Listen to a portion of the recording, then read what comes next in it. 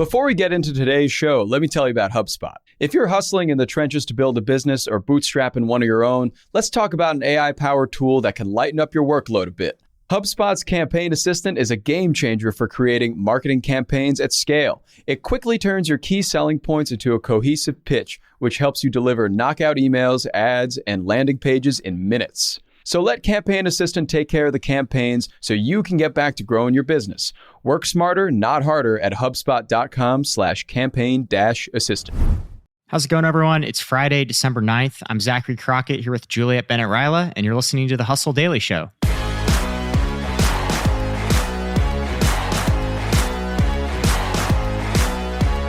Today, we're talking about a crisis that's hitting immigrant tech workers. As the tech world faces big layoffs, workers on H-1B skilled work visas are in a really tough spot. Under U.S. immigration law, they only have 60 days to find new work or they face deportation. And they have to do it during the slowest hiring months of the entire year. Juliet's going to fill us in, but before we get into that, here's what else is going on in tech and business. Sunny Balwani, Theranos' ex-COO and founder Elizabeth Holmes' ex-lover, was sentenced to 13 years for defrauding investors. That's less than the 15 years sought by prosecutors, but significantly more than the 4 years that his defense attorneys were lobbying for. It's also 2 years more than Holmes' own sentence. If you think housing sucks in your own city, the latest rent report from Douglas Elliman and Miller Samuel placed Manhattan's median November rent at $4,033 a month. The average rent, which is influenced by luxury sales, hit $5,249. That's up 19% year over year. BeeHero, a startup that uses AI to help beekeepers boost their yields, raised $42 million. And in other good bee news, murder hornets haven't been seen in Washington state this year. So that's a win. Disney Plus's ad-supported tier finally launched in the US. It's going to be $7.99 a month. That's $1 more than Netflix's, but it allows users to stream on up to 4 devices at a time. A lot of us saw Elon Musk publicly raise some beef with Tim Cook and Apple a few weeks ago about the company's app store fees. Well, Twitter Blue is now reportedly going to cost Apple users $11, up from $8. That's going to offset those fees. And lastly, the tech layoffs keep rolling in. The latest victim, the meal delivery service Blue Apron. The company just laid off 10% of its corporate staff amid stagnating sales. And that takes us into today's main story. In the past month, more than 50,000 tech workers have lost their jobs.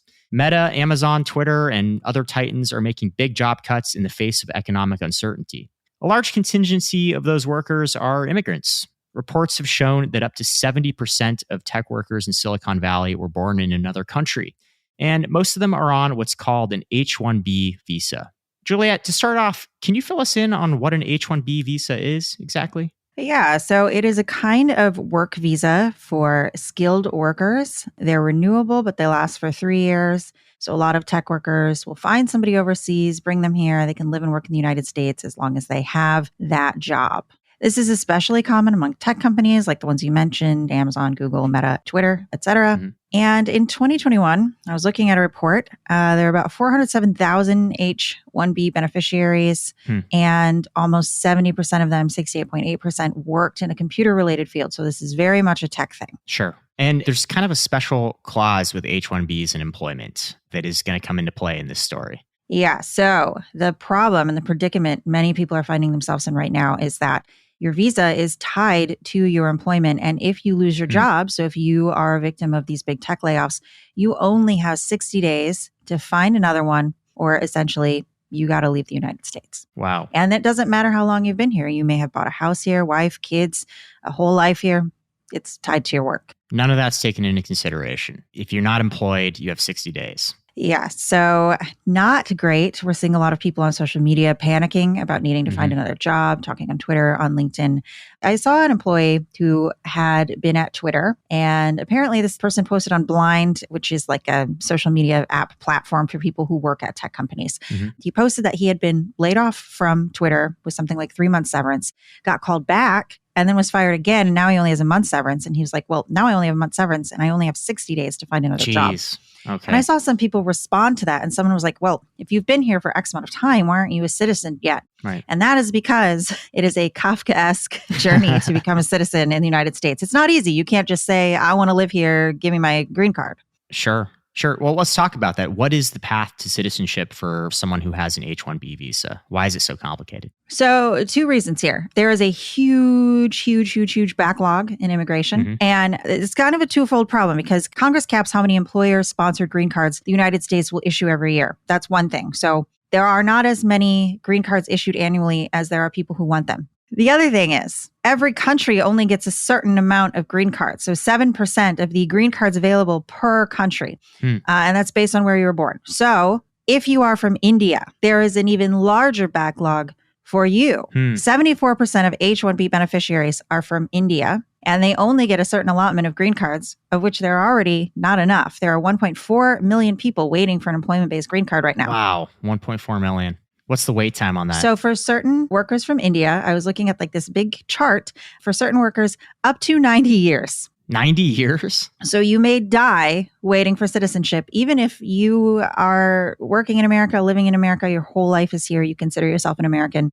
you may die before you get citizenship. Right. Okay. So it's kind of a moot point then. Yes, this waiting list exists. Yes, there is sort of a path to citizenship, but it's so backlogged that it's nearly impossible to get it for many people. Yes. So what can be done about this? What's the chatter around kind of solving this Kafkaesque nightmare? So I read a bunch of articles in legislature that all seemed like it might really help these people out. Congress had proposed removing some of the caps or changing some of the caps. Like, let's say it's like you and your wife and your 2 kids. Those dependents would not count against the limit for the year. There would be special considerations for STEM employees. Unfortunately, most of that legislation has stalled, as it often does. And so I looked up some advice if you're an impacted worker. One immigration told BuzzFeed that you could try to secure another visa. Obviously, there are wait times for those, and it's not always easy, but you could try to get another type of visa. If you have a partner who is here on a visa, you could try to become their dependent. Now, of course, there are clauses in there that may mean that you no longer get to work, depending on what the situation is. A lot of people were suggesting Canada, where apparently it's much easier. And then I also found, and we linked to this in the newsletter, on LinkedIn, you can request to be added to a database with your resume and everything, and that is shared with hiring managers across the United States to try to help you find a job within your 60-day limit. All right. And the other element to this story that we're talking about here is that obviously, let's imagine you were a tech worker laid off this week. You have 60 days. This is probably the worst time of the entire year to try to find a new job, right? Oh, yeah. I mean, people just aren't hiring right now. People are going on vacation. I mean, if you work in media or pretty much any type of job, but especially I know for me in media, you get a lot of emails that are, let's circle back after the new year. Yeah, exactly. Right. And when you're on like a countdown and you only have 60 days, that is not great. And like you said, not only do we have this economic turmoil, a lot of hiring freezes going on, but even in good times, a lot of HR departments sort of black out the month of December and they're not really focused on hiring or growth. Yeah, absolutely. A lot of people are out for the holidays and it's not really top of mind for them. Yeah, people are on vacation. A lot of people just don't, it's just assume that you kind of just don't work for the last 2 weeks of December because you don't want to deal with all the vacations and all of the things that are going on. So it's a horrible time. I actually remember I worked at a large tech company, lost my job in late November. It was just the end of my contract. But of course, being a citizen, I got to file for employment. I spent a couple months looking for a job. I found another one. I didn't have like this, if you do not do this within X amount of days, your entire life is upended. Right, but it was still difficult because it was like right before Thanksgiving and then going into Christmas. And I remember, having to wait a really long time for people to get back to me. Yeah, being unemployed is difficult enough without the added pressure of getting deported. Oh, yeah, absolutely. Another sort of complicated element to all this is many H-1B visa holders are paid pretty well. I think I found a report that the average H-1B holder at Twitter made $174,000 a year. It's hard to curry kind of like a broader sympathy among people who don't understand some of the challenges that these workers are facing. They just see these big numbers and they're like, well, these people are treated very well. Like, I'm not going to shed any tears over it. There are like many other challenges that H-1B visas face. For instance, when they come here on an H-1B visa, their spouse is eligible to get what's called an H-4 visa. That's a dependent visa. But until recently, H-4 visa holders were not allowed to work in the United States.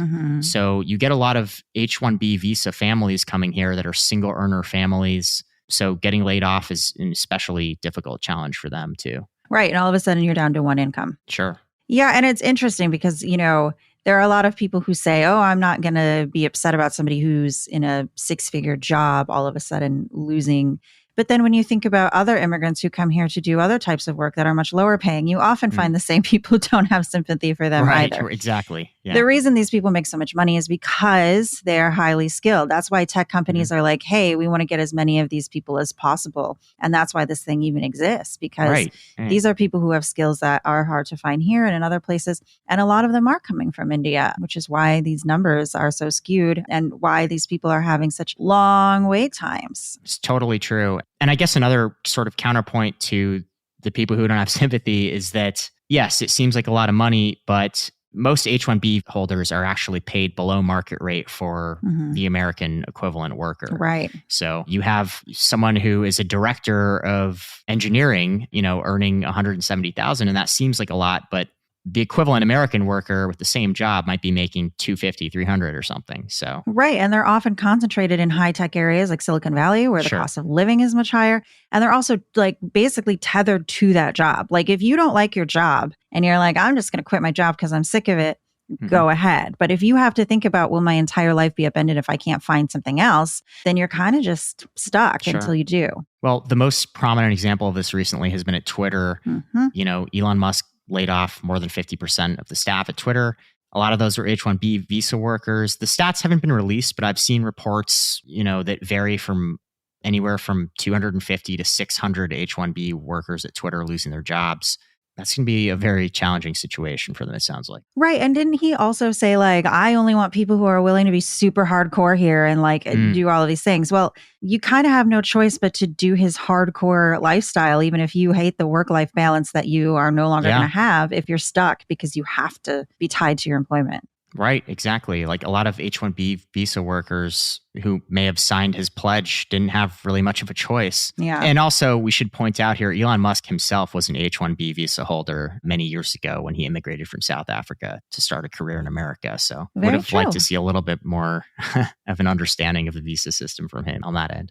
Yeah. And, that chart I was looking at was showing me the wait times for various countries. And, for India, it was just so many years. For China, it could be 10 to 14 years. But for a lot of countries, so someone coming from South Africa or Australia or Canada, or where there's not just a big wait time, it could be a year. Gosh. You could get it that year. So that's why I say it's like a Kafka-esque. It's so many factors all at the same time. Sure. So we should add here, this is not a pleasant story, but there are some very good people out there working to help people who have been laid off, right? So one resource that I found, it looks pretty good. We've linked to it in the newsletter. It is a database. You can get there via post on LinkedIn. It'll take you to a Google form. You can fill in all your information. It is only for people who are on this type of visa who are affected by these layoffs. And it will be shared with hiring managers across the US, all people who are looking to help people find jobs before their time is up. So we link to that in the newsletter. If this affects you, I would encourage you to go look at this post, fill in your information. And there's also a lot of people sharing resources and other tips and tricks in the comments. So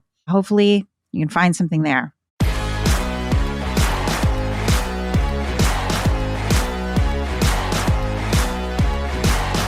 All right, that's going to do it for us today. If you want to find that list and share it, you can find it over at thehustle.co/email.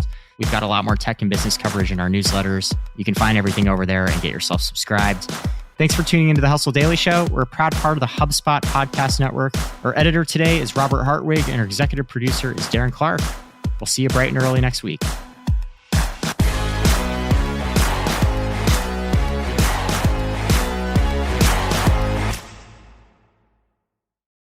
Hey guys, if you listen to the Hustle Daily Show on Google Podcasts, we want to let you know that the option will no longer be available pretty soon. Google is sunsetting its podcast app sometime in early 2024 in favor of YouTube Music, and we want to give you a heads up before it's too late, since that time's almost here. The Hustle Daily Show is available everywhere and anywhere that you listen to podcasts, like Apple Podcasts and Spotify. If you're using YouTube Music, we are there as well. If you're an Android fan, there are plenty of apps like Overcast, Pocket Casts, Player FM, and more. So just search for us wherever you decide to listen to your favorite podcasts.